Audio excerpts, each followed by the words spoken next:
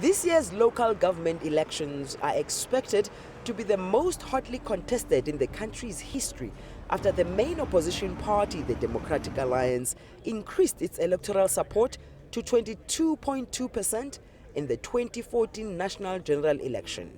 The new child on the block, the Economic Freedom Fighters, also captured 6.35% of the votes. These figures are expected to reflect in local government elections, which have been dominated by the ANC since 1994. The Commission has called on young first-time voters to register for the local government elections this weekend. Over 20,000 voting stations will be open. The Electoral Commission is hoping as many new voters as possible will join the existing 25.6 million registered voters to boost the voters' roll above its current level of about 75% of the eligible voting population.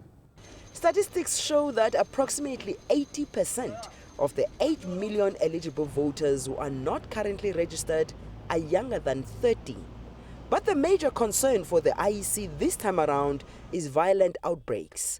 Violent protests broke out in parts of South Africa during voter registration in March, resulting in some stations being closed to protect IEC staff. We talk extensively to stakeholders in the work that we do, such as voters, community leaders, political leaders, civil society organizations, and so on and so forth. But we also talk extensively to the law enforcement agencies. And we are hoping that in all of those discussions, which we have undertaken and continue to undertake, that the sum total of the implications of this on the work that we do will allow us to work fairly unhindered in the registration weekend that we are going to. The elections will be held in August. Yolisa, Njamela, CCTV, Johannesburg, South Africa.